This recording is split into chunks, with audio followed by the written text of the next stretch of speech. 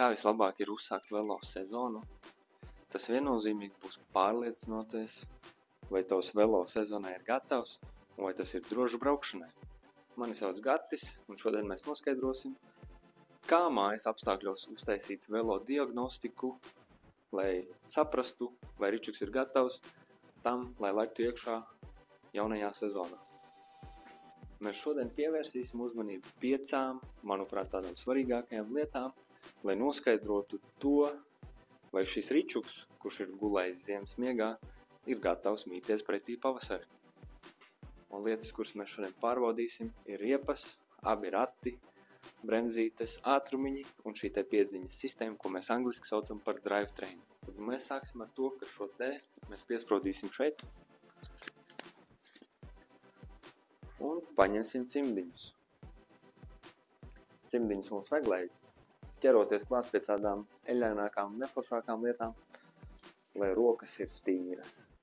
Tātad šī te procedūru, kuru mēs veiksim, ir līdzīgi kā filmās rāda, kur cilvēks aiziet pie ārsta un viņam uztais tādu mazo pārbaudīti, ieliekot kociņu mutē, paskatot rāmurīti pa ceļgala nerviem, pārbaudot, vai ir viss kārtībā. Kaut ko līdzīgi mēs darīsim arī šeit. Tātad ķeramies klāt pie riepām.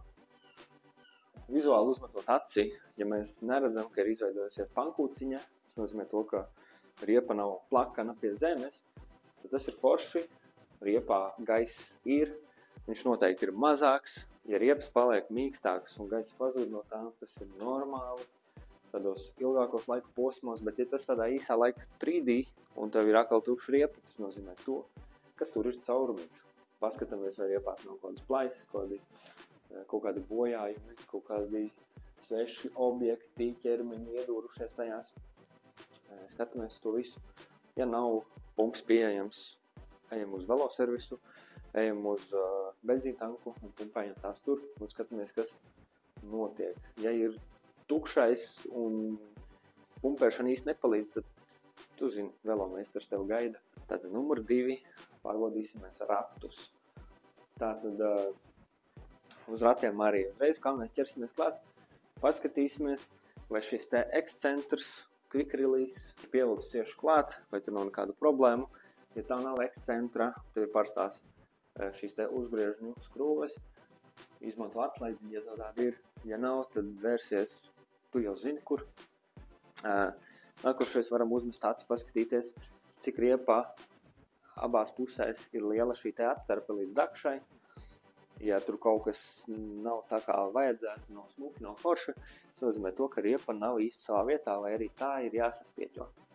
Un tad nākamies mēs varam paņemt roku, uzlikt uz riepas un tās spēcīgāk viņu pakustināt uz sāniem, tā kā paļurgāt, paskatīties, vai nav šī te brīvkustība, kas mums norādītu to, vai tur ir asīta vaļā, vai varbūt gulti beigti.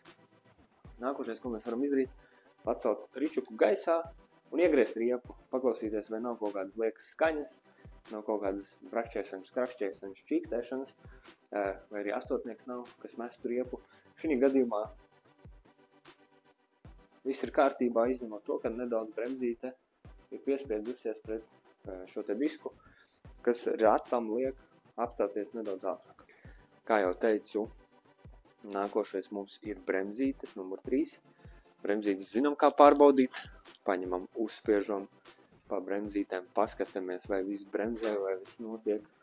Varam uzsēsties, nu jau ričukam virsū, pāripināties, paskatīties to, cik labas mums ir šīs te bremzes. Tātad, ja ir bremzes par vāju, un ņem vērā, ja tev ir trosīšu bremzes, tu vari izmantot šo te saucamo, uzgrieznību. Skrūvē viņu vaļā pretēji pulksteņa rādītāju virzienu tā, lai viņš atdalās no šīs te vietas. Un pēc tam pieskrūvē šito ciešāk. Un tad pārbaudu, cik tava bremze. Tad ir cieša, spēcīga, stipra, asa. Un, ja arī tas nelīdz, tad tu zini, velomeistars. Bet šī gadījumā mums ir eļļas bremzes, kur mājas apstākļos bez instrumentiem, bez nekādas papildus informācijas, tu diemžēl netiks galā. Tātad, ja šeit arī viss ar bremzītēm kārtībā, apsveicu, tos ričukus šo pārbaudīju ir izturējis. Bet, ja kaut kas nav kārtībā, tad tu zini to, ka ir jāvēršās pie velomeistara. Tad nākamais mums ir ātrumi. Ātrums mēs zinām, kā pārbaudīt. Ja līdz šim mūsu ričuks jau tik tālu šo testu ir izturējis, mēs jau varam uzkāpt ričukam virsū, paripināties, pamīt pedālīšus, paslēgt ātrumus pa vienam ātrumam.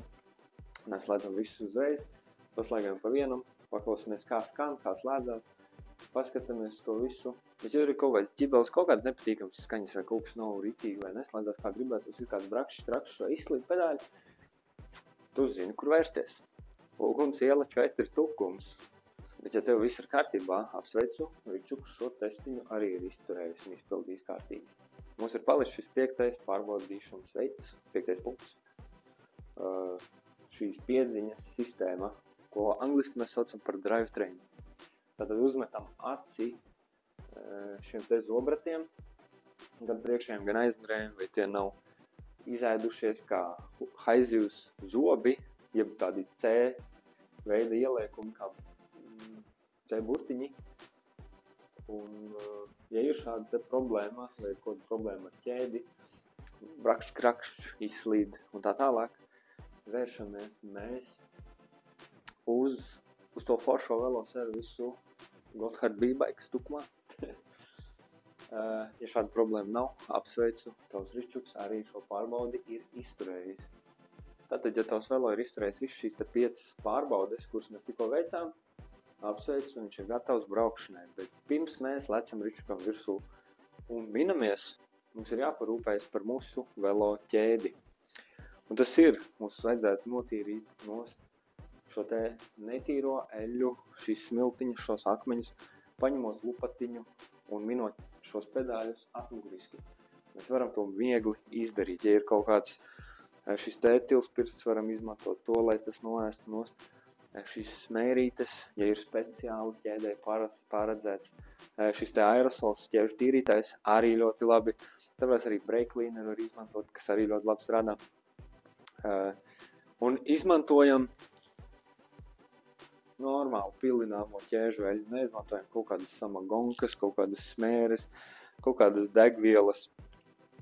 Tiem, kuriem ir disku bremzes, neiesaku izmantot šos te pūšamos eļas aerosolus, jo, kad trāpīs eļa virsū uz bremžu diskiem, eļiņa saēdīsies iekšā bremžu klucīšos, būs tāda ļoti nepārāk patīkama šī te skaņa, kas baigi kodīs ausīs.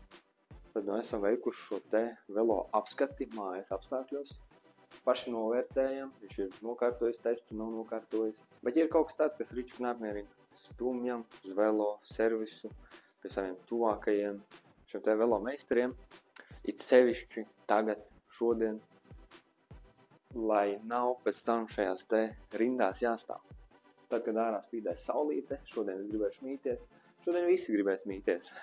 Līdz ar to, ja mēs aizstumjam ričuku laicīgi, mums nav jāstāv tajās rindās. Tad, kad ārā spīd saulīte, mēs jau varēsim mīties. Tas šodien arī viss. Tad arī tiekamies līdz kādai citai reizei. Čau!